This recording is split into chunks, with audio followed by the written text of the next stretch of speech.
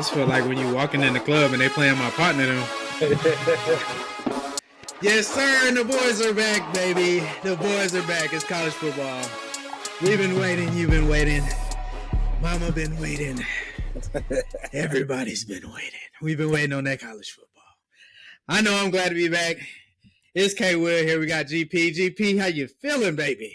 Blessed, man. Glad to be back in the mix, talking college ball. Hey, you remember that short lady we had at Morehouse that used to serve the food all the time in the cab?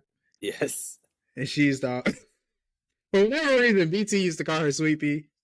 In her words. That was her nickname, I think. Oh, yeah, Sweet Pea was her nickname. In the words of Sweet Pea. And if you went to Morehouse College, you know who Sweet Pea is.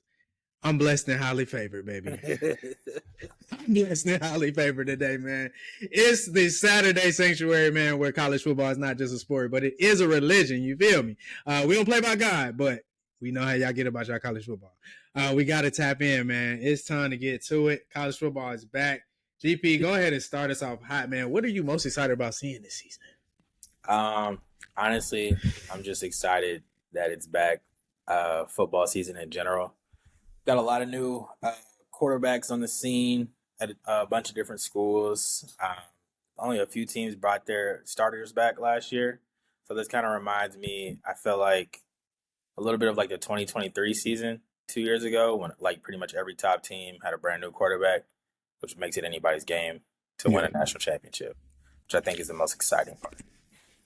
That's real. I think it's dope. I mean, because it's like, of course, we got Arch Manning. He's super hype right now. We got the phenom of the whole entire sport right now. But if it wasn't for him, we wouldn't have a necessary Heisman favorite.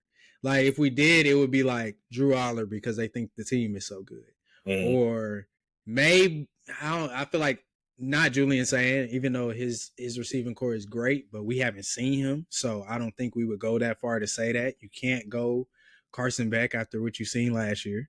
You can't go Gunner. I mean, yeah, he went crazy in the 2 games that he had to play in the clutch, and it definitely the L against Notre Dame was not his fault.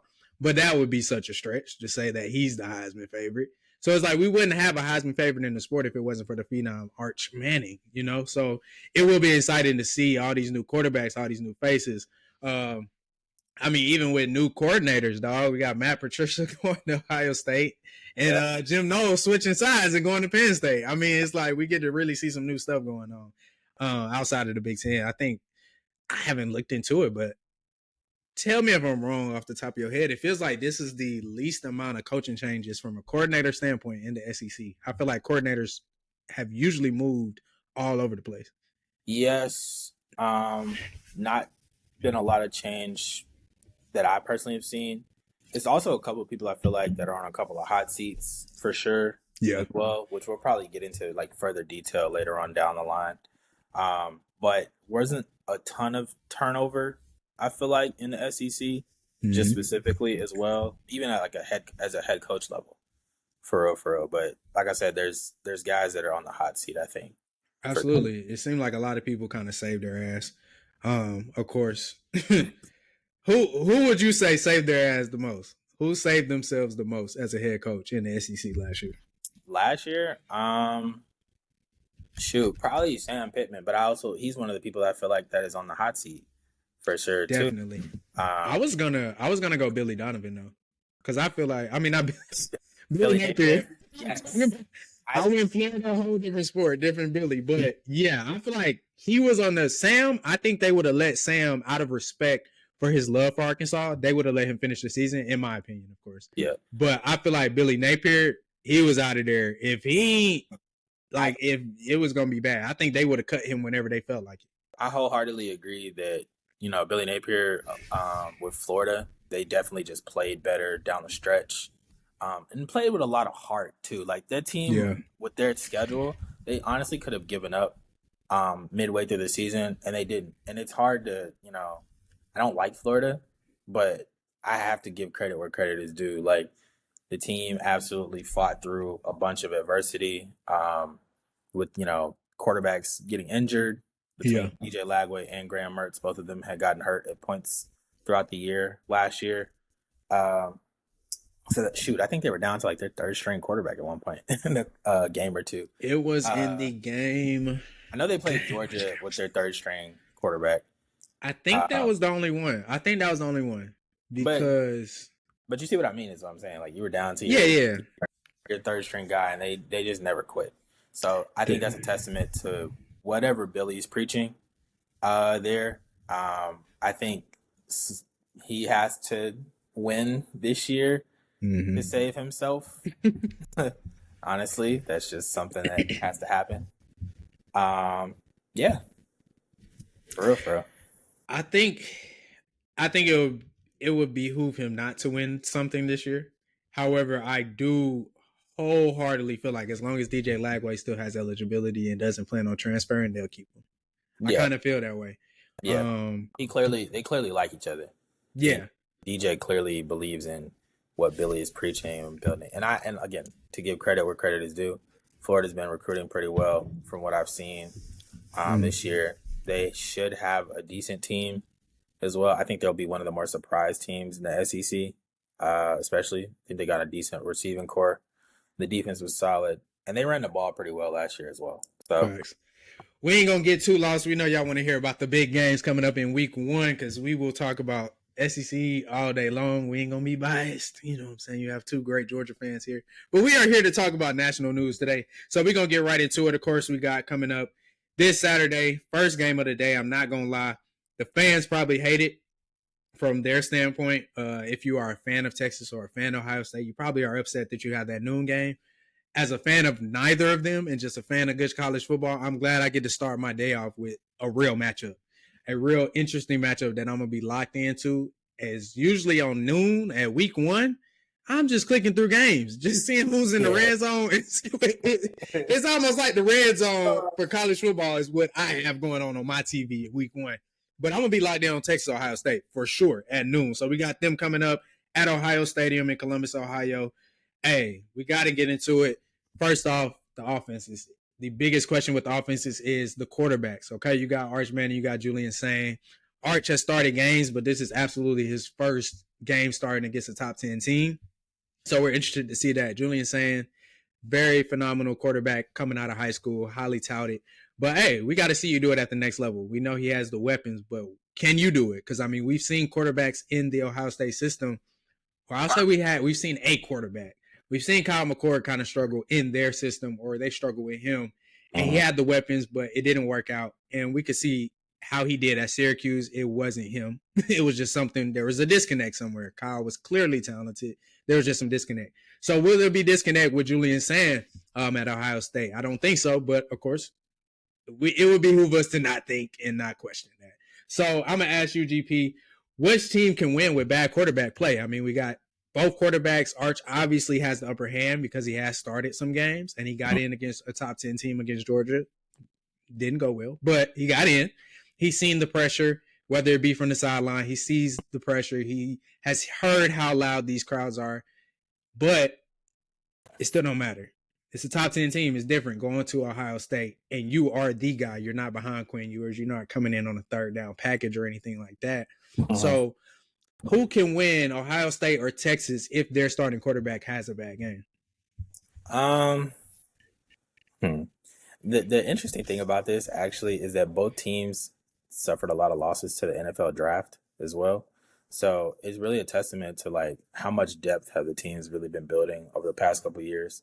One of the things, Ohio State has been a routine builder of talent, getting top 3 recruiting classes over the time. I think the interesting thing about Texas though is the last couple of years they've done a really, really good job of getting people drafted, but also replenishing those troops as well. Bad. Who can play better with bad quarterback play? I feel like my answer, I'll say Texas. The reason I'll say Texas is I think Texas will probably be one of those teams that has one of the better defenses in the I'm gonna say national football, like Jesus, and in college football. I do think Ohio State's defense will be good this year, but I'm not certain it will be as elite as it was last year. They have a lot of losses. They lost like they had 3 NFL starters three starters on the defensive line that made it to the NFL. Lantham Ransom. Yeah, that was a tough one. Yeah, I know. He went to the league as well. And I feel like I'm missing somebody, but they had guys on the defense that went to the league. Not everybody, but I want to say it was. Let me check. I think they. Let me just check. Let's just do a fact check real quick because I don't want to be wrong. Mm-hmm. But while I do that fact check, though, you're saying Texas. You said Texas can win. I think right? Texas has an opportunity to win with worse quarterback play. Just because I feel like I can maybe trust the defense a little bit more. Mm-hmm. Not to mention, there's just more continuity for me. I know this is actually probably going to segue into a little later bit of this segment. Bringing in a new defensive coordinator and offensive coordinator as well. Excuse me, I forgot to mention that Chip Kelly went to the National Football League. Yeah, we didn't talk about that offline. We was talking about Matt Patricia the whole time. Yeah, so I think Ohio State just has probably more coaching question marks that have to be answered within the first game, and this is just a big tough test. Whereas there's more continuity for Texas coming into this. That's true. So Ohio State, they lost Talik, they lost JT, they lost Jack Sawyer, Lathan, Jordan. Jordan was cool as a DB. Denzel Burke was more their guy, and then they lost Hamilton in the middle too. That defensive line is gone. I mean, talking to one of our favorite Ohio State fans to hate, Evan Watt, my young guy, Specs. Like what? He likes to say that they're going to show this year that they have been building this depth. Like these guys did play last year. They just didn't play a lot of snaps, but they're ready. I mean, I am inclined to agree with that.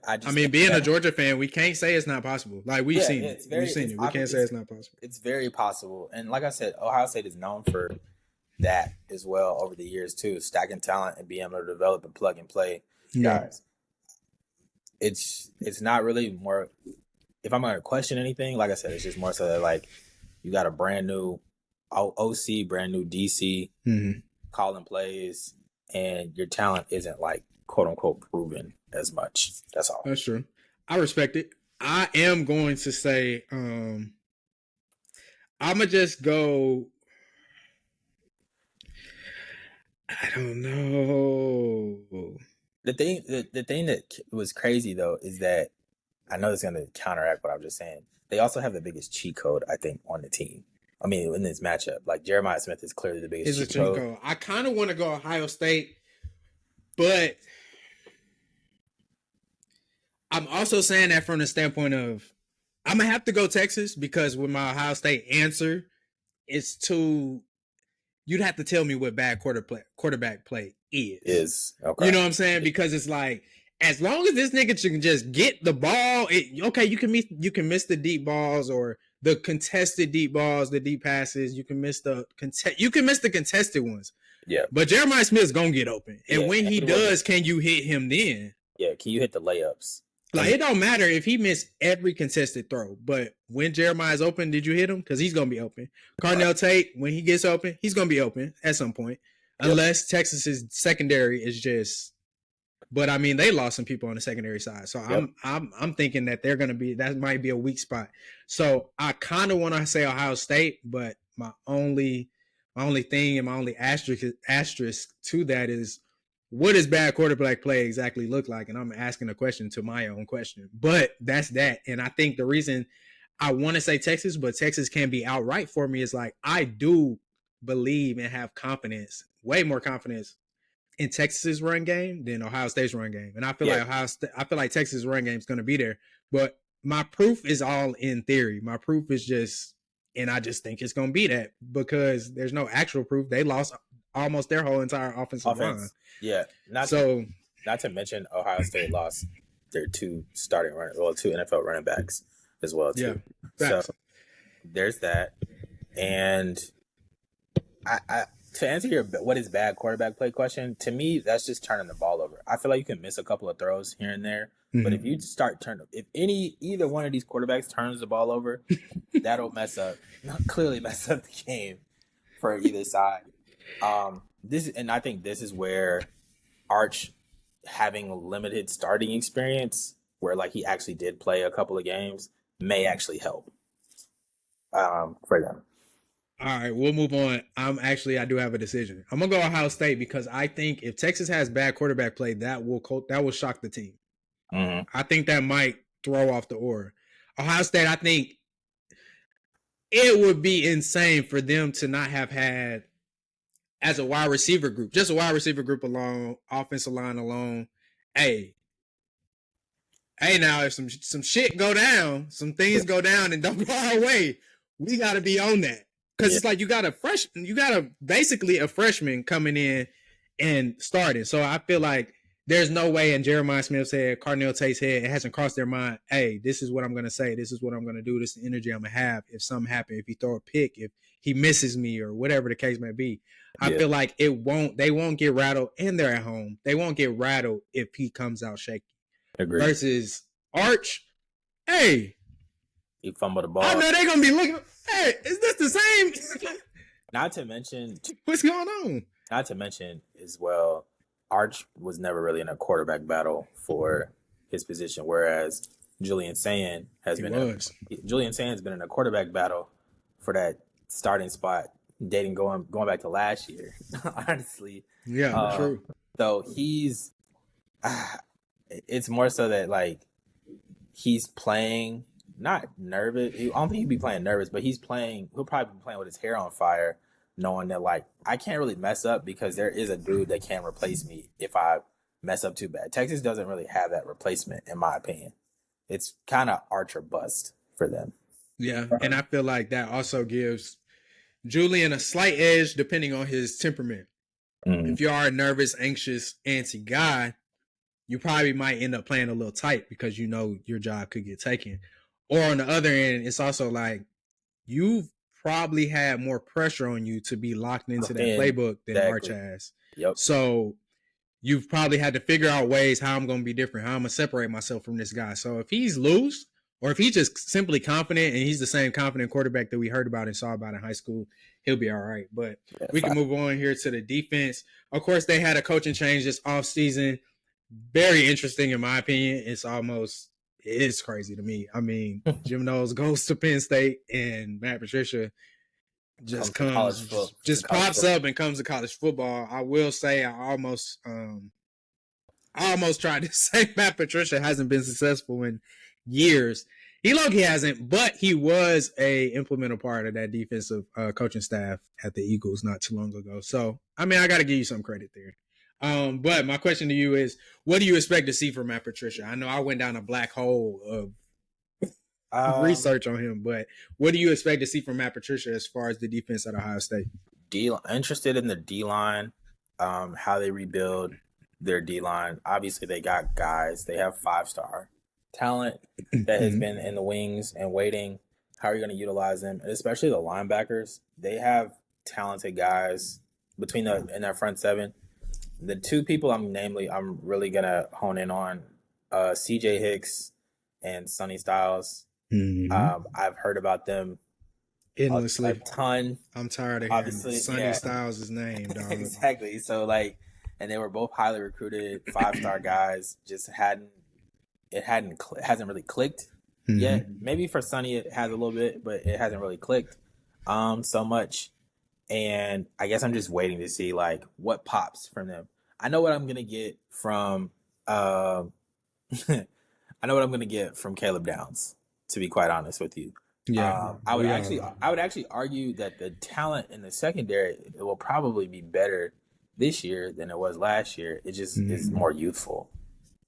They're more athletic guys. They're bigger guys, but because I think they got like Jermaine Matthews, you got Devin Sanchez. I don't know if he's going to start necessarily, but he's a really good player as a freshman. He's a big dude.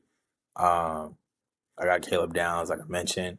Like their talent is just nice. I'm just interested in like what does the front seven produce for me from Ohio State due to the fact that you have so many personnel losses. Texas also has personnel losses as well, but I think on the flip side of that, like Texas, they bring back Colin Simmons, who's an elite edge rusher. You bring back Anthony Hill, who's really good at linebacker play as well. And they got Michael Taft in the back end as well. So they're I think Texas has a little bit more continuity in terms of what they're bringing back. For me, defensively. So yeah.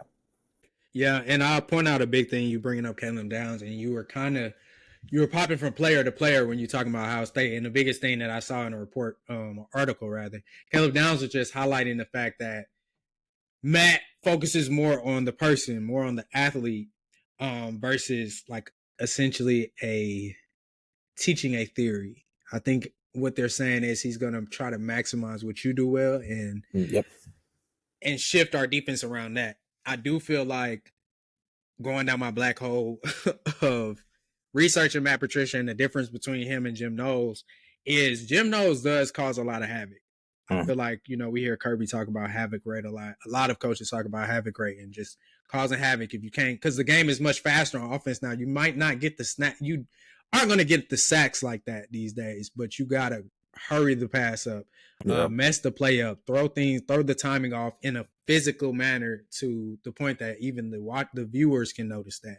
I feel like Jim Knowles does that. Matt Patricia, and this is just NFL, of course, because we haven't seen what it looks like in college football. But as far as Matt Patricia goes, he's usually a guy that's going to force you to make mistakes by illusion, by mixing up the defenses. But I want to see how that works here in college football, where if you're in a situation where you're on a QB option or, are you overthinking? Yeah. He has to take into the fact, let's just say he's out there he wants to show that I feel like he likes to do a lot of, this is just from my research or watching over the last couple minutes, or it was low key about 30 minutes straight, 45 minutes straight, but well, in that film room, he will put the heavy box in there and then drop a lot and only rush 3. In situations like that, do you have the personnel mentally? Are they intelligent enough? Is their football IQ high enough to the point where they can handle what to do in those situations where you've got Arch and Sark doing a lot of motion, a lot of QBR, and we'll see. We honestly will see. And I think that kind of leads me to the question of which position group has to win in order for their team to win. On Ohio State side and on Texas side, it can be offense or defense. And we're talking about Ohio State's defense. I think Ohio State's defense has to win. Like, I think that front seven has to win. Yeah. Secondary, it is what it is. But Ohio State, I think that front seven has to win. Whether it's linebackers or I'll even say the D-line. I think the D-line, if we have to pick a position group, and I can't cop out with front seven, I'm going to say Ohio State's D-line. They have to win. They have to win the battle up front in order for them to win the game. Yeah. I would say for Ohio State, I'm going to go defense, and I'm going to say the defensive line definitely has to win at the point of attack. Trench play is a really big thing for me. And even though Texas did lose, their 2 offensive tackles to the draft, and they lost another one, I think, to injury. It's still going to come down to, can that defensive line wreak havoc like last year's did repeatedly. And then I would say Texas, I'd actually say the secondary. Texas's secondary was pretty good. Texas's defense in general was pretty good, like from the front 7 on back. But their secondary is pretty good, especially Jahdae Barron, him winning the Thorpe Award. But you're going up against a totally different test with this wide receiver core, I would say. Yeah. Like, obviously, you have Jeremiah Smith, you have Carnell Tate, you got Brandon Ennis, Marlon Graham. Like, they got guys for days. They have guys and 5 stars for days at the wide receiver position. Can you cover them all and do what needs to be done? Can you and a lot of this comes back to, first off, everybody knows, I think you got to make a team one-dimensional. Can you stop the run to make them only pass, or can you shut down the pass where you're forcing them to run the ball most of the time? Those are the 2 position groups I'm interested in: Texas' secondary and Ohio State's defensive line. Right. We agree, or we are in sync we are touching and agreeing since this is Saturday Sanctuary. We are touching and agreeing on definitely the D-line of Ohio State needing to win that battle at the line of scrimmage. I'm going to have to, I don't know if this is a cop-out, but I'm going to have to go the same on the other side with Texas. I think if they're going to win, I think their defensive line has to win. I think the game will be won at the line of scrimmage. I low-key, maybe I won't even cop out there. I'll say the offensive line or defense. I want to go defense because I think offensively on both sides of the ball, as far as the offensive line, it is what it is. They're both young or inexperienced. Y'all lost a lot of players. It's going to be what it's going to be. Yeah.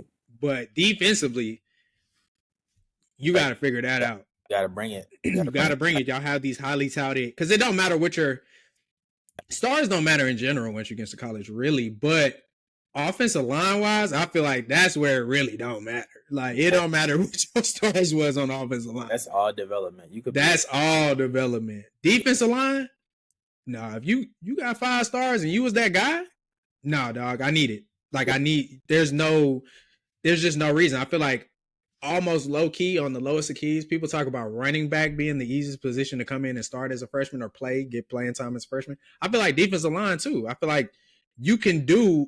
There's so many things that can happen from a defensive line standpoint. You can just be a freshman that's fast, and you may not have the IQ that we need you to have, but you fast, you're quick, you're twitchy. We can throw you in on third down. Yeah, I'll say if you're physical enough, yes, because especially in the SEC and the Big Ten, like those, it's a difference when you're going against your 17, 18-year-old freshman. Facts. Against a dude who's been playing college ball for 3 or 4, maybe even 5 years, and he's 20, 21, 22, maybe 23 years old or older. Now, I think last year was the last year of the COVID years, yeah. Thank God. So, you have older dudes who have been in the college weight rooms, who've been lifting. So if you're physically able enough, yes. But like you mentioned last year, like you just mentioned, and as a perfect example, Colin Simmons was a 5-star freshman, super athletic. I know for a fact he was a starter on Texas's line, and he ends up being the SEC. He was either All-American or like the SEC. He was All-American preseason for this year. Yeah. He was All SEC last year. But I know he got a bunch of sacks last year, and you can say he was freshman All-American, freshman All SEC. Yeah. But I know he got a bunch of sacks. And I want to think he was the freshman defensive player of the year as well, SEC. But again, may not necessarily have the most technique initially, but you're an athlete and you're just out athleting. Yeah, literally. So that's why I need that. I need Colin Simmons. I need what's his name? Anthony Hill. His name. Yeah, I need Anthony Hill Jr. Great. He's not on the defensive line. But I need that. Ethan Burke, I know he's returning. So he's supposed to be nice. So it's like, not supposed to be. We've seen you be nice. We need you to take it up one more notch. So I need that. So I'm going to have to go defensive line on both ends, both sides of the ball. And, of course, y'all can catch us on Tuesday. We'll keep doing national coverage. On Tuesday, we'll tap in again to Ohio State and Texas. We'll dive even a little deeper. I know we got into the weeds, and we're going to get a little bit more in the weeds on Tuesday for both games. And then we'll also have our picks at that point, either Tuesday or Thursday. We like to take my time, you know what I'm saying? Take my time with the picks. But we're going to move on to the second game. I'll say the second game that I'm looking forward to on Saturday. LSU sliding to Clemson. I need to see that. That's going to be at 7:30. That's going to be a night game. I'm excited to see that at Memorial Stadium. Not excited to see them rub that ashy statue, but whatever. So I am excited to see that game. LSU going on the road to Clemson week 1, as you guys already know. I didn't even know this. Apparently, Clemson is so Brian Kelly is 0-3. LSU itself is 0-5 on week 1 of recent opening week 1 games. Yeah, for the last 5 years they haven't won one. I thought it was just when Brian Kelly got here, because the way they be talking about it, it's like this is a Brian Kelly problem. No, this is a program problem. It's not that it's not his. It's his problem now, but it's like after I seen that statistic, I'm like, it's still his problem, and it probably still has something to do with you. But y'all was doing this before I got here, so it's like you got to get that out there. That is something that is a problem, and it's a program cancer, if you will. At week 1, y'all just not ready. These players just not tapped in. Whatever it is, you're gonna have to switch it up, and we shall see. And we'll. I feel like I can't say that they're not ready because you had all summer, spring and summer. I really just feel like it's almost like it's in their head at this point. Like you're almost overthinking. That's not ready. That means you. That means you are not ready. Like fair. Hey, I feel like when I'm really actually, even for using our podcast as an example, like today I felt prepared. I mean, I was so prepared. I spent 45 minutes looking at Matt Patricia defensive film. Like, ain't no way I'm doing that. Like, and my guys, GP, you know me, I'll sit here and watch old college football games all day long. Yep.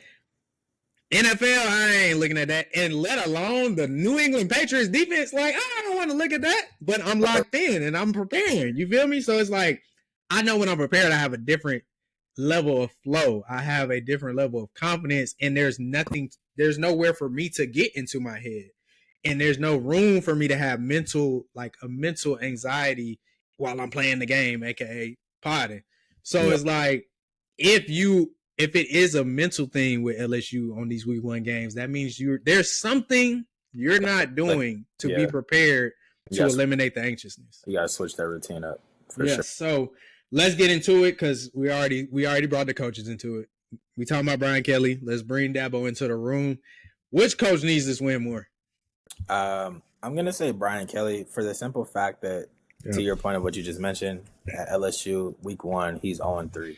Now, he's managed, I think, in 1 year to bring LSU to like the SEC championship game. I think that was either in his first or second year at LSU. So clearly he can rebound from a week 1 L, but you don't want to put yourself behind at all. Not to mention, this is a top 10 matchup as well. So this would be a very big notch for either team moving forward in terms of trying to make the college football playoff. Both of these teams are seen as very strong potential college football playoff participants as well. I just feel like, not that Dabo has to prove anything, but like he won the ACC by the skin of his chinny chin chin. Oh, Lord, he should not have even made it there, technically. But that's a story for another day. But he won the ACC again for, I think it's like the 7th year in a row, if I'm not mistaken. I have to get fact checked on that. But I do believe it's a significant amount of times in a row that Clemson has won the ACC. No, it can't be in a row because Florida State won it. Yes, you're right. But he's won it a significant amount. He's won it more times than hasn't. Yeah, in the last couple of years. In the playoff era, at least, he definitely has won most of them. That's fair. So to your point, but I just feel like this is where Brian Kelly needs to shine. And again, going back to what I was mentioning earlier, Brian Kelly probably on a hot seat at LSU. Only reason I say that now, would I personally put him on the hot seat? No. But because I understand how hard it is, and I also think Brian Kelly is a good coach. I think he's an asshole probably to the masses, but he is also a good coach to me. But LSU has had, and this is where I think it's the reason he's probably on a hot seat. Respectfully, I would say as a head coach, Brian Kelly is a better head coach than Les Miles and Ed Orgeron has been. However, both of those guys have won national championships. The last 3 head coaches before Brian Kelly have all won national championships at LSU, which means if you just have the talent, which he does. And we know you're always going to have the talent at LSU. You're supposed to win a national championship. You can look into a national championship at LSU. That's like we seen it because Orgeron ain't do nothing. Yeah, that's like one of the few schools that you can luck into a national championship because Orgeron did more to possibly lose it than he did to make them win it. He contributed more to sabotage than he did to the actual element of them winning the championship. But so it has to be Brian Kelly. Like it just has to be. It has to be. You got to flip the script because now that Texas is in the SEC, Big point. People are gonna say the big three of the SEC right now is probably some combination of Texas, Georgia, and Alabama. Facts. LSU is now in more of the middle of the pack, and they're not supposed to be. Yeah, I think they brought him in because it's like with Brian Kelly, it's almost talking to him. If I'm the AD, it's like, if not you, then who? Yeah, get us over. Exactly. Get us. You're supposed to be the guy that's supposed to get us over the hump. To get us consistently. Being consistent, because LSU was doing this thing where they would be like really good, but then they would always lose to Alabama. In the year that they would beat Alabama, that's when they win the national championship. So it's like you win a national championship, and then you maybe go through like a couple of 10-3 years, or 10-2 years in a bowl game, or here and there, or whatever. But it's just like, no, we want to be a national championship contender. They're gonna win one every. They're gonna win one every decade. Yes, like because of the talent, they're shooing for that. They brought Brian Kelly in for the simple fact that we don't want just one every decade. And they tapped in. They know, hey, we're so naturally talented down here, and we keep these guys home. We're gonna win one every decade, no matter who's the coach, a la Orgeron. So we bringing you in to actually be consistent here and actually show, hey, y'all might want to come steal these guys we got down here, because if we keep getting them all, we're gonna keep winning these Jones. Yeah, and LSU is a good it's a good job to have as well too. It's a top tier job, 5-star job for sure. I do want to add, out of the last 10 ACC championships, Clemson has won 8 of them. So I knew it wasn't crazy. I was like, it's 7. Pitt won in 2021. Florida State, obviously, they won in 2023 when they infamously got left out of the college football playoff. So you mean it? So Clemson has won 8 of the last 10. They won 8 of the last 10, and literally at that 10-year mark, that was the end of Florida State's run. Florida State won 3 in a row right before that. Clemson won 4 years before that, and then that goes all the way back to 2010 when Virginia Tech won. So the college football was different at that point. Yeah, they've run. Dabo's been around that long at Clemson. He's running it. He's run the ACC for a very long time. And not to get even further down on LSU, I did have to look up, because I do know most of these week 1 losses that LSU has and Brian Kelly has, but I had to look back because I'm like, when did this start? I don't really remember. 2020? Yeah, probably COVID. Yeah. 2020, dog. These folks lost to Mississippi State week 1. Which is crazy. 2021, they lost to UCLA week 1. I do remember I recall watching that. Yep. 2022, obviously, we remember them losing to Florida State. Was that the second game where they the last second kick? Yep. And then 2023, Florida State again. And then, of course, last year, lost to USC week 1. Yep. Shouldn't have lost. I mean, they were up. Shouldn't have happened. Yeah, it just shouldn't have happened. It just shouldn't have happened. So we'll see. Obviously, we are touching and agreeing again on the fact that Brian Kelly needs this win more than Dabo. I think Dabo, to get into my reason why I think it is, I think it's just plain and simple. Dabo's in the ACC, and it's just not, unless we got old Bill that comes into North Carolina and just really turns things around. ACC is going to continue. Or Miami. But no, even with that, I'm just saying it's going to continue to be Clemson, Florida State, Miami. And you might have, and then you can throw in a wild card. But then if you go back between Miami and Florida State, one of them is going to screw up. So it's like one of them is not going to be who they're supposed to be. And then again, it'll just always turn into the ACC being between 3 teams. And one of those 3 teams is always going to be Clemson. Clemson, right. Because I'll say, too, even Miami has never won the ACC, which is insane. Exactly. So we really thought we were going to end up seeing Clemson, Miami, and that goes to my point. It will always be Miami at the beginning of the season. Miami, Florida State, Clemson, a wild card between Miami and Florida State. Pick your battles, whichever one, pull a card, flip a coin. One of them is going to not be who they're supposed to be at some point during the season and lose to somebody they're not supposed to lose to and ruin it. And it's going to end up being a three-way battle, and we'll see.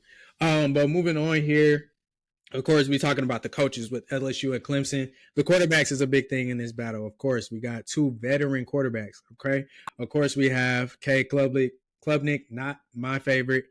But I'd be remiss to say that he hasn't improved. He's definitely improved, but I like Cade, bro. You really don't like Cade because I think it's just he does the occasional nut shit. That's really what it and is. he does it very timely. But I personally like Cade. But look, GP, you say he does the occasional nut shit. Is it occasional if you always doing it? So it's like if you're always doing it occasionally, at some point you're consistently doing nut shit. I think the reason I really appreciated him really for the first time was last year. Because the 2 prior years, I never felt like he was just that great, to be honest. Even as a 5-star coming out of college, out of high school, he just looked okay. But last year, after the Georgia game, like he got effectively creamed in the Georgia game. It was like after that, he like really flipped a switch, and that team really became really, really, really good. Truthfully, like they began to. Well, I can't say the team. He began to lock in, and I really like the wide receiver core that Clemson has as well. They were a bunch of young dudes. They're tall, they're big, they're physical. Like he has guys on the outside. He has guys, and I really like them a lot. I know like TJ Moore was one of them. Antonio Williams was another. I'm trying to think, there was another freshman. I can't think of his name right offhand, but he was really nice as well. So like I just like their core. And then LSU with Garrett Nussmeier. He said Nussmeier. Nussmeier, excuse me. I like Garrett as well. I think the first time he's a tested Grizzly veteran. First time, I ever really remember seeing him was when he played Georgia in the 2022 SEC championship, which is crazy. He had to play because Jaden Daniels got knocked out of the game, or they took him out. Something like that. He was slinging it, dog. Slinging the pig skin. I'm like, hey, if we weren't who we are, if we weren't already up 30 points, like it would have been. We won by 30, but like exactly. We historically struggle when they any QB man with Georgia, dog. You make a QB change on us, or you got a running quarterback. I was gonna say at that point we had already dropped 40, but it was like Facts. The game ended up being like 50 to 20, 50 to 30 or something like that. And it should not have been that close. They shouldn't have made it. It was never actually close, but he was throwing the ball very well. He has a couple of receivers returning, but he has a bunch of new transfers as well too that I'm kind of interested in. I believe Baron Browning. No, it's not. It's not Baron Browning. Excuse me. Barian Brown, I think is his name, from Kentucky. And then he has Nick Anderson coming in from Oklahoma. Big dude, like 6'4", physical guy. So I'm interested in how that plays out. I think that'll be a little bit of a shootout, shockingly. I think more people are probably thinking that Clemson wins this game because it's a home game. But we'll see. I'm interested. I think we'll pick our winners later, but I understand why people may feel that way. But I do feel like if LSU is going to stop this week 1 streak, and unfortunately, you got to stop it now. And it's on the road, but I feel like it being on the road, you have the perfect quarterback to do that. Not that Garrett Nussmeier is necessarily a perfect quarterback himself, but he's a veteran. He's a coach's kid. And knows what to expect. Yeah, and that matters. Coach's kid is a big thing. If you're talented and you're the coach's kid at quarterback, like you probably, I trust you at minimum, at bare minimum. I at least trust you mentally, and I trust you to lead us. So I feel like they're in a good position. They're in good hands to do that. I think who you were talking about receiver wise from Clemson, I just looked up because I was like, who are you talking about? Did you name Antonio? I said Antonio Williams, and I said, are you talking about Wesco? Brian Wesco. Brian Wesco, yes. Brian Wesco, because he was the freshman. Yeah, he was freshman All-American. Yeah, so it's TJ Moore, Brian Wesco, and Antonio Williams. Those are the 3 main guys at receiver that Clemson has that they're all studs. And they had Tyler Brown, who got hurt last year. Yeah, so he got some weapons. He got some weapons. We'll see what Barian Brown came from Kentucky. We'll see what he's talking about. And then, of course, Nick Anderson. We'll see. I mean, at the end of the day, we'll really see what's happening. And, of course, Nussmeier did a great job against Georgia. He came in. I just looked it up. He came in and threw for 15 to 27, 294 yards, 2 touchdowns, 1 interception. Yeah, that's insane. In a half. So he was doing his thing. Granted, it's a little different when you're down like that, and we know you're not going to run the ball, but we still got to respect it. And you just passing, and you can just do whatever you want to do. It's just like the same. It's the same effect of Carson Beck's second half against Alabama. It's like, hey, we gotta live or we gonna die. Yes. So it's like that's how that goes. But moving on here, of course, veteran QB battle. It'll be a big one. We'll tap into that a little more in the week to come. But of course, 2 great quarterbacks there in most people's eyes. I do give the edge to Nussmeier. Obviously, I just like him more than Cade.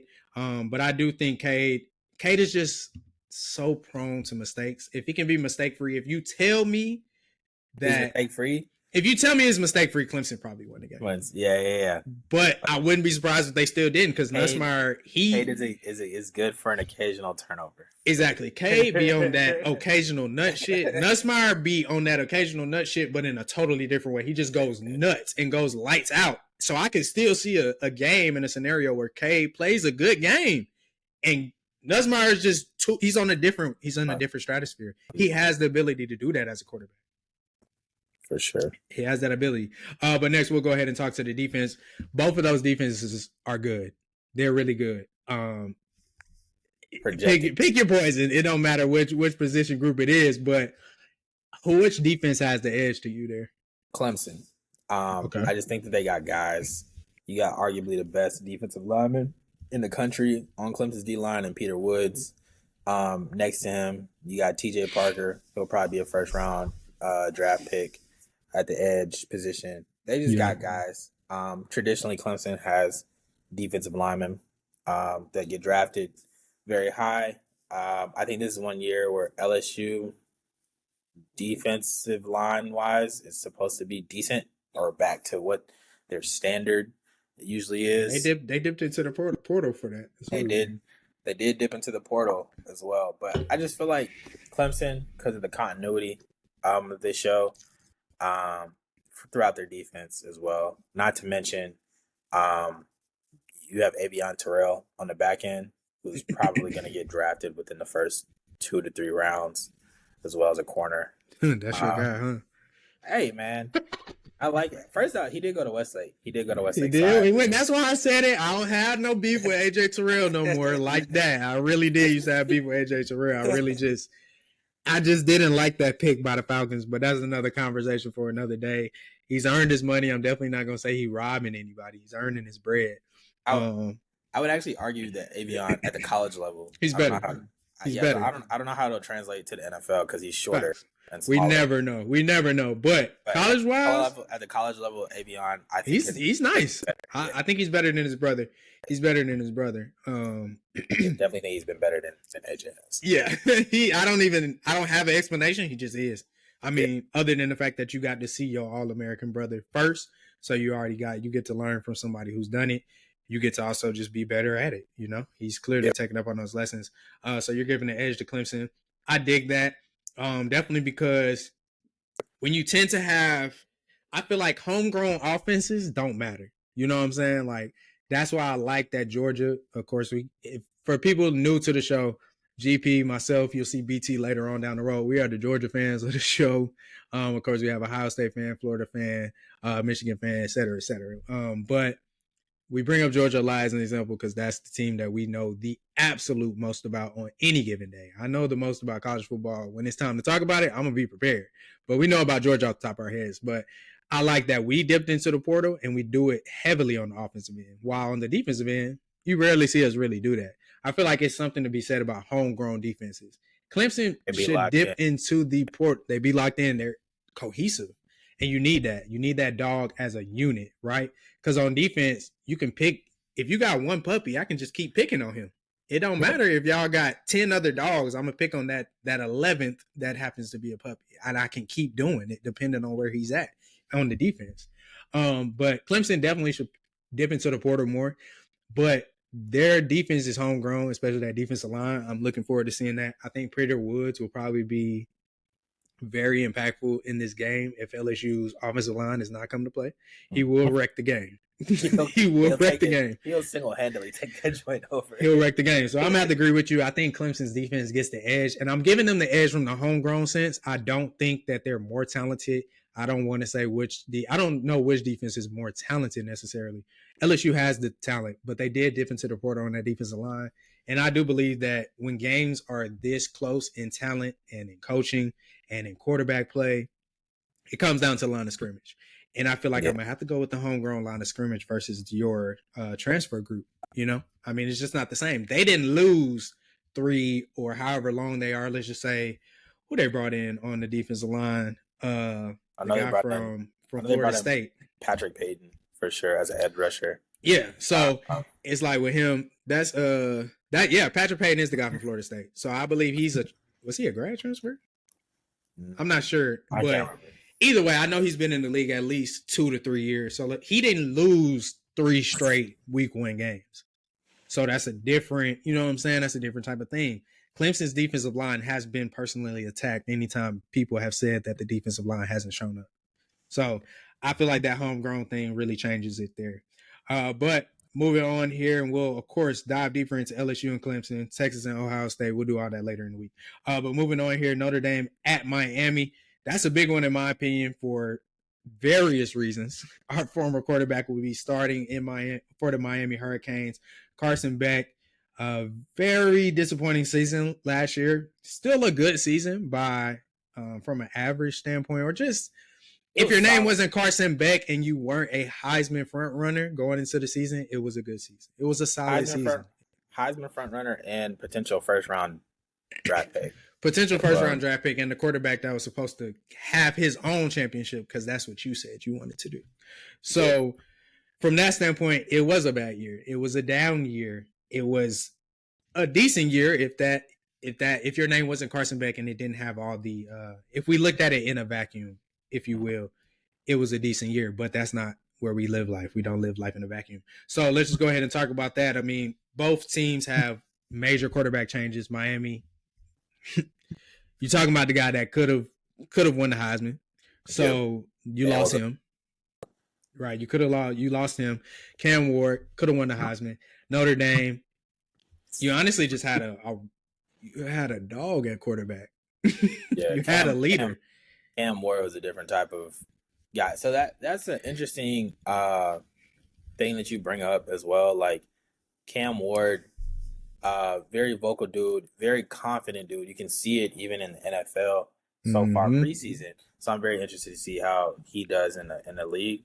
But there was a different level of confidence that he displayed within himself. And I think a lot of that, not trying to be funny, I think a lot of that comes from his background as well. Like he started at FCS Incarnate Word. Then you went up to Washington State.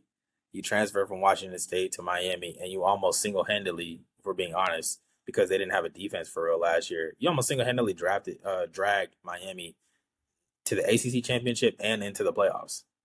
Facts. But if not for a couple of bad defensive lapses, because they went 10-3, I think, last year, not for a couple of defensive lapses, they're in the playoffs. Yeah, a couple of defensive lapses and offensive line. Offensive line was phenomenal all year up until, I'll say that Georgia Tech game was.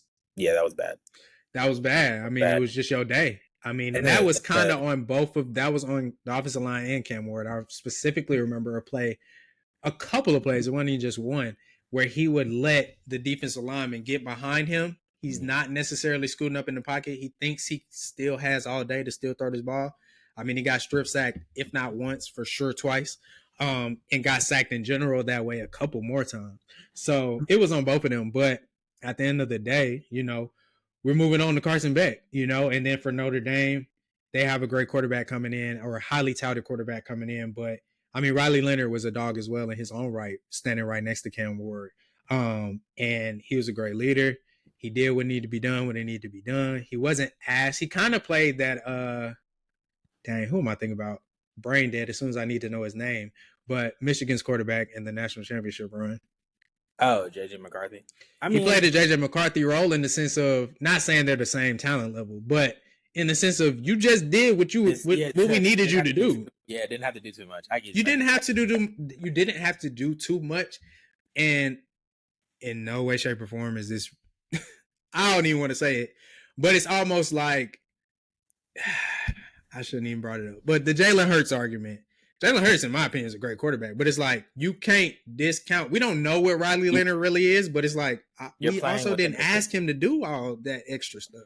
Yeah, you're playing within the system, and you're doing it well. That's like playing within the system, playing within your limitations, and it causes W's. If you're playing winning football, that's really all that matters at the end of the day. Right. Nobody's asking you to go above and beyond that. Exactly. And now they're moving on to CJ Carr.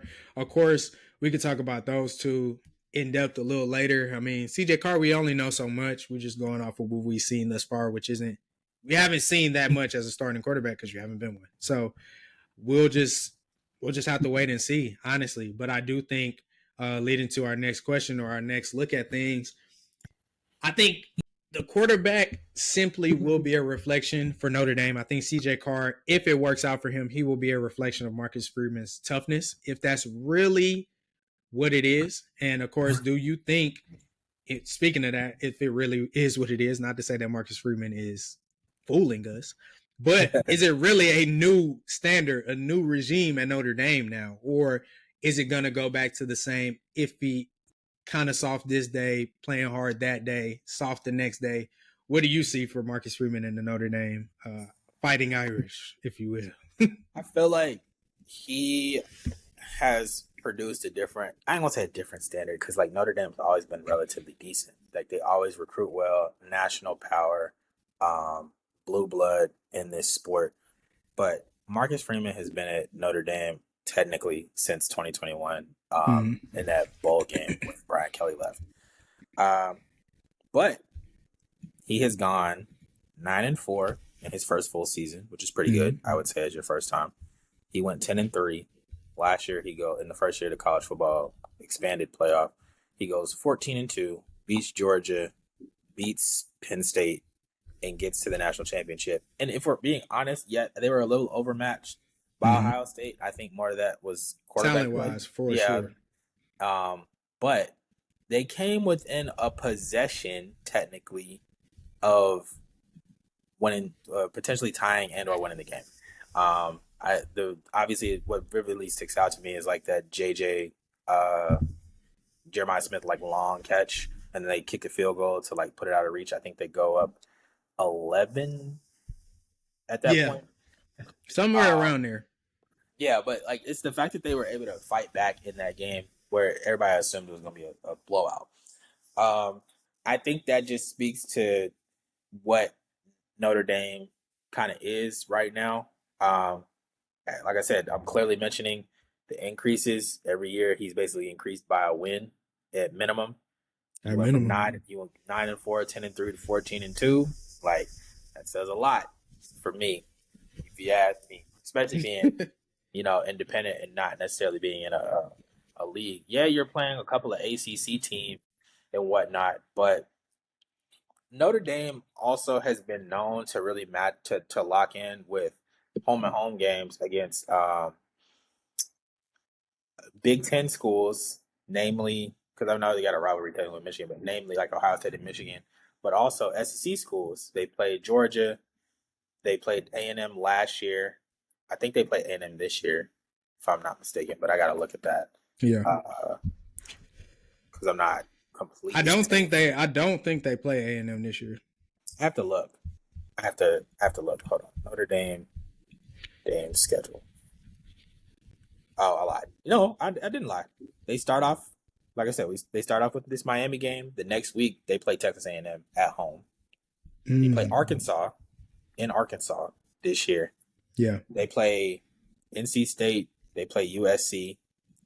Obviously, they play Syracuse. That'll be an interesting game.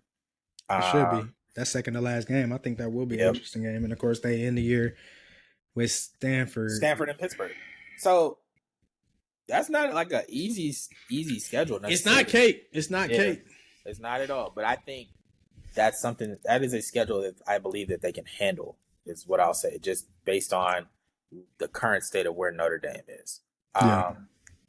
And then to compare that to Miami, Miami has also increased their program, I would say, under Mario Cristobal, but it's been a little bit slower, I think.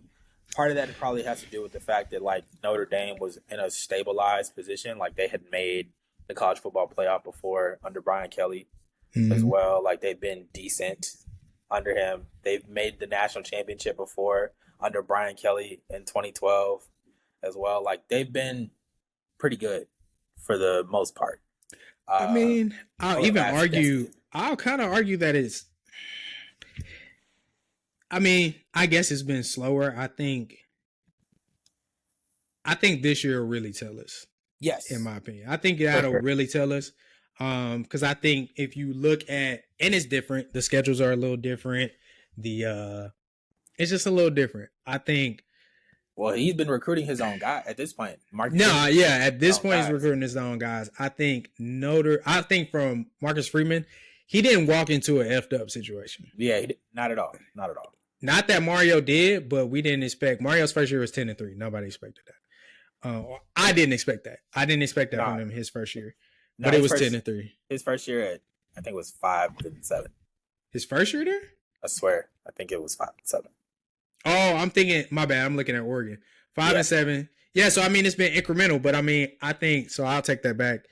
That, I don't know why I thought he had a better record his first year, and then the middle year was, but anyways, perfect. That actually matches what I'm saying. 5-7 your first year. You flip that in a sense. You go 7-6, and then you go 10-3. I think that's still incremental, obviously. It's actually a better leap, essentially, than a Notre Dame had. Of course, Notre Dame had more games because they were in the playoff and all of these other things.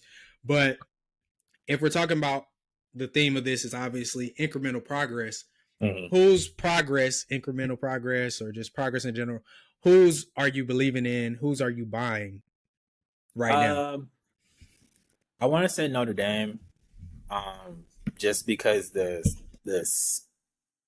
floor is higher. This is one of those situations where it's like, do you want a higher ceiling or a higher floor? I'm gonna be honest. I actually feel like Miami probably has a higher ceiling. Maybe not necessarily this year, but like projecting in the future. I think right now Marcus Freeman's probably the better coach. The reason I say Miami has a potentially better ceiling, more access to talent, I think down there in South Florida. Now that we're in the NIL game, money is very free, spirited. I feel like Notre Dame definitely has a huge fan base, but I don't know if they necessarily will play into those games, but we'll see. I suppose they have a huge fan base, and you're right near Chicago, kind of.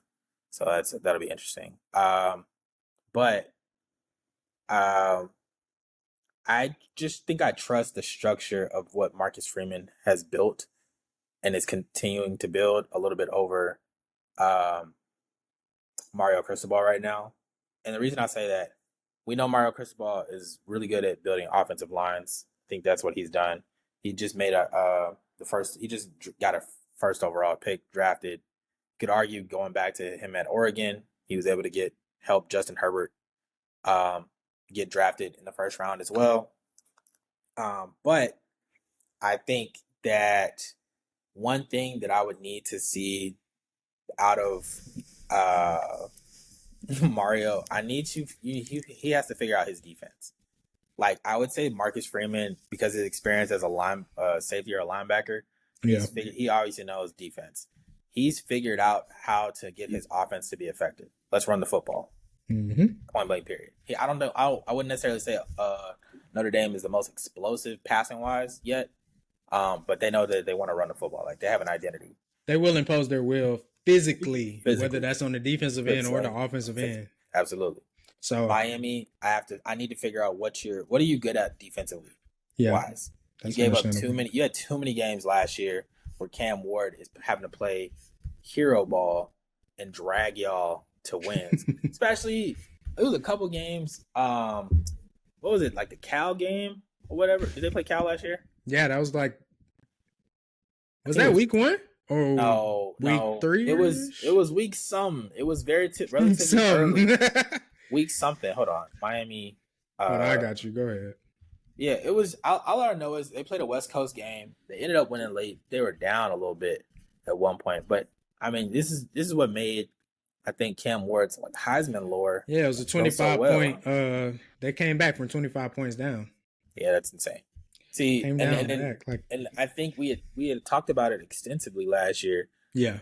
That was what was keeping us from really trusting Miami, was like, y'all don't have no defense to really trust. So I think both are on, and that was week 6. That was week 6. I think both are on the rise. It's just, I think I currently would want to trust Notre Dame situation a bit more. I feel that. I can understand that. I definitely think I would almost say, in a sense, I'm buying Marcus Freeman. Not that nothing wrong with Mario Cristobal. I'm buying Marcus Freeman, but I'm definitely buying what Miami selling. Because they selling that dope down there. Because they going to have that money. They're going to play. They're going to pay these players. Yep. They got, what was that, Cantwell? Yeah, Jackson Cantwell. You're bringing in a 5-star tackle. And like, they're going to go get the talent. Mari, I won't say they, like it's just a Miami thing, because they have, in a sense, I won't even say, they've lost that mystique. They've lost the mystique of the U, in the sense of not that it's just that bad. It's just the fact that these players that they recruiting, what U have they seen? Yeah. So it's like they've lost the mystique in the recruiting aspect. If you have, we've seen the videos of kids, they being asked, that video on TikTok of the kids being asked, who is this on the cover of NCAA 03? They don't know who the heck that is. So it's like they definitely don't know who the U is, because y'all ain't been to U in a minute. Right. And I think when it comes to Miami, one of the things that would help them out is winning another 10 or 11 games this year. Yeah. And getting back to the play, or getting to the playoff in general. Winning the ACC, or getting into the ACC championship game, something. Get close. And that, to me, is what builds you to being a more consistent player moving forward. Because if they go, win 8 games again this year, then it's just like, all right, y'all the same old Miami that y'all been over the past decade, essentially. Yeah. I think it's just a time for Cristobal to prove that this isn't the same old Miami. We may not win a championship this year, but my Miami, I think he at least right now can prove that he's a Mark Richt. I think he can prove that. I'm going to get you 10 wins. Yeah. I'm going to get you 10. Yeah, facts. Now, depending on the season, them 2 losses may hurt us. Depending on the season, the 2 losses may kick us out the ACC championship, or depending on the season, them 2 losses don't even matter. We're in the playoff. Right. But I think this is his time. Not that he should settle for 10 wins, and not that I won't tell their fan base. Shout out our guy, Marquise Satterwhite. Shout out Keys, but I would never tell Keys as a Miami fan, you should be satisfied with 10 wins. But he's not. This is the time where Mario has to at least prove that I am a 10-win guy. Right. At least. You have to step it up. I think, ironically, one of the ways that you can do that also, seeing, I know we mentioned him earlier, but what do you have in Carson Beck? Not what do you have? I would argue that you kind of know what you have. He's given you back-to-back years, I believe, of 25 touchdowns in both of his years.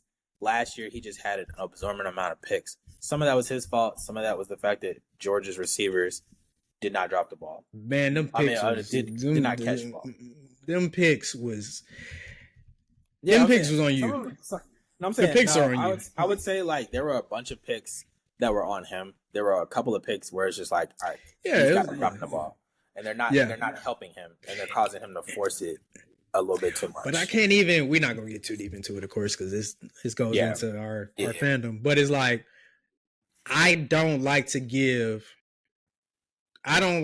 blame to the receivers just because you don't have confidence in them, and that forces you to throw a pick. Oh, well, I think it's because of the type of picks he was. It was it don't matter who the receiver is. If it's Bowers, there was no reason for you to throw that. Some of them were definitely brain dead. But here's where my big thing about Carson is last year in terms of like leadership ability, he's a quiet dude. He's a relatively quiet dude.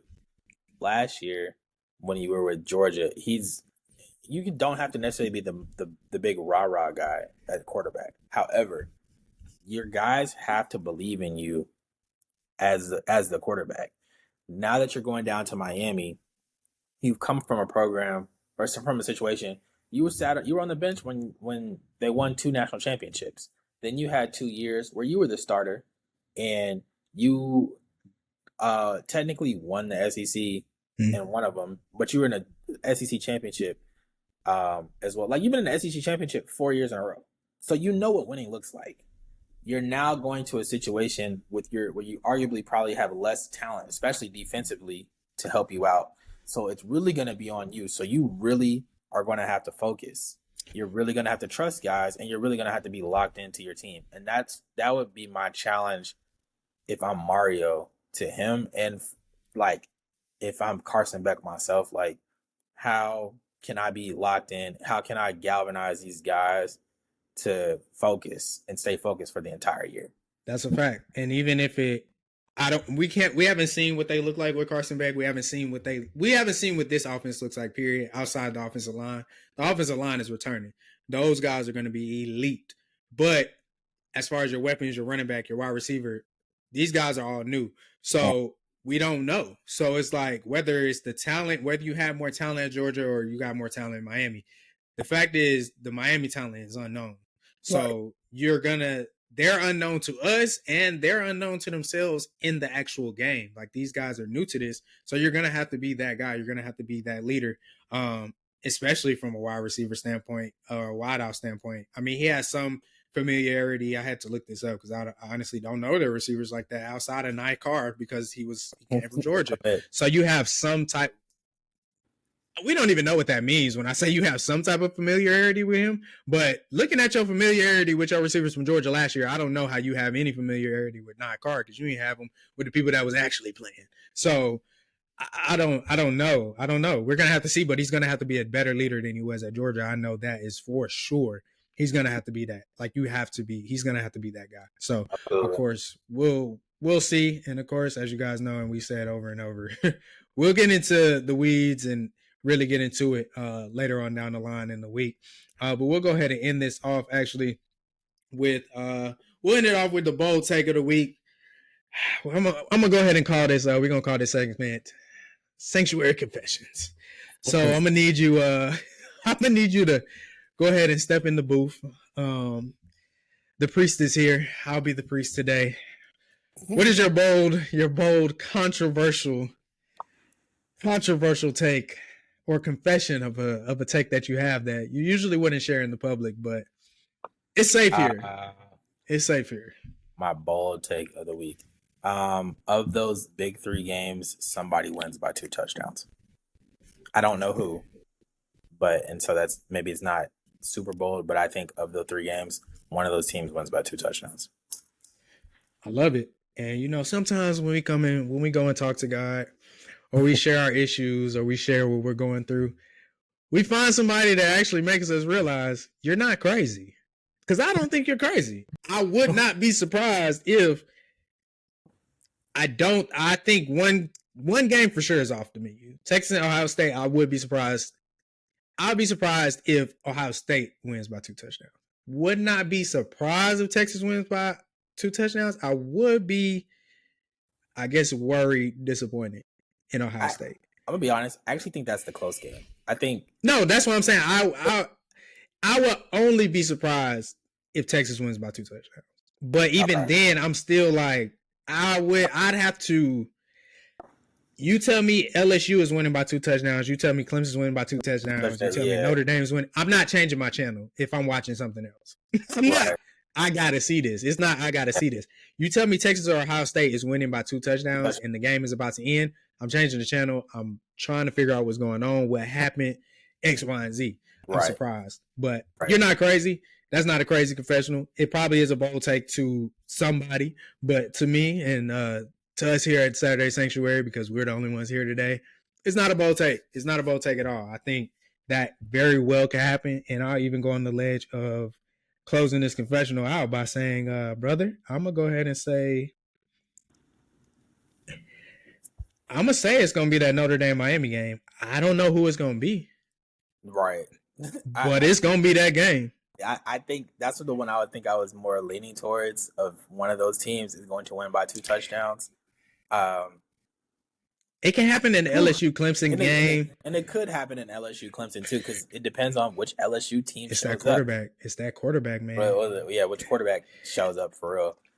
It's that quarterback. And I mean, I think that LSU defense has to be much more disciplined this year. Like, it's no way. But watching the games last year and then watching that documentary, Any Given Saturday, and seeing internally, I'm like, yo, these guys really, to your point earlier, it has to be a mentality thing. It has to be a mental thing. They have the talent. Like, you don't go to LSU. Like, LSU recruits top 10 nationally. You could argue top 7 probably. Yeah. And in a good year, top 5 to top 3 to top 5. So they get guys. A lot of their guys are homegrown as well. Yeah. This is one of those years where they like really got a lot of transfers, and you got like Jack Pyburn from Florida. You got Patrick Payton from Florida State. Like, they got a couple of dudes. I got a couple guys. Like, I think we're not used to them being a soft defense. That's what I would say. They were soft last year. They've been. I would argue that their defense under Brian Kelly, which is crazy to me, has been soft, as opposed to under Les Miles and even under Orgeron outside of the 2020 season. They weren't really soft. Like, they were good. Now, like, I ain't seen LSU be DBU in I don't know how long. Genuinely. Real talk. That's real. The last time I recall, somebody being really great off that secondary was Derek Stingley. And that was, his freshman year was their national championship. Yeah, his freshman year was their national championship year. And then he kind of coasted his 2 years, his remaining 2 years in school. He did, because it was just like, he was so elite that freshman year. He was so good. Like, he proved what he could have left. Yeah, basically. He could have sat out. But I will say the secondary is experienced this year. You got Xavion Thomas. Mm-hmm. He's experienced. So they're experienced from the secondary. We just got to see if y'all going to put it all together. We assume y'all are talented, but we got to put it all together. And we'll end on this note. As far as LSU goes, do you see them figuring out this Harold Perkins issue? Of like where it's to play him? It's a good problem. It's a good-ish problem to have, but of like where to play him. It out. Yeah. They're putting him at star this year, which sounds nuts because he's he's all right. Here's the thing. Because when you think of star, what do you think of? I think of a safety or like a cornerback. Maybe sometime, depending on the linebacker, yes. Like, he's athletic enough to play the position. I'm not going to sit here in front. But I think what he's best at being a pass rushing edge. The problem is he's 6'1" and like 220 pounds. You're not going to play that in the NFL. That's not going to physically work. So I think they're trying to figure out what can he do. Like, last year, I think, he's an off-ball linebacker, if we're being honest. But, like, in NFL, like, his NFL prospect is as an off-ball linebacker. But his freshman year, when he was super elite, he was pass rushing off the edge. He's a pretty good pass rusher. And I think 2 years ago, well, excuse me, this is a senior year now, I think. Senior year? Yeah, because he got hurt last year. Oh, yeah. You went from edge rusher to inside linebacker to strong side linebacker instead of you got hurt last year, and it was kind of a waste or whatever. So I think they've tried to figure out what is he good at, and he's a versatile linebacker. I just think he's best at pass rushing off the edge, and probably the reason they probably have him at star is because they're like, we want you to be versatile on the first 2 downs. On 3rd down, we're gonna have you strictly rush the passer. Which, cool. If that works, it works. If he can cover, because that's what I think of when I think of stars. Yep. You're talking about, because to me, a person that can play star at a position, somebody that you could tell me today y'all changed his position from X, Y, and Z to star is example Caleb Burns. So it's like, that's what I'm thinking about. Somebody who is elite and you need him to be in the box when he can be, or he's in a position where if he can get in that box and he sees something, we trust him to go ahead and do that. But at the same time, if he got to cover, he can cover. You know what I'm saying? So it's like, if he can do the covering part, he's good. Technically, he's not a senior. He's a redshirt junior, but that's business. And on top of that, to get into the red shirt and junior and all that stuff, we don't even know what this man finna look like after this torn ACL. That's another. He was super fast before it happened. Now he might be slow. We don't know. We don't know. We have no idea.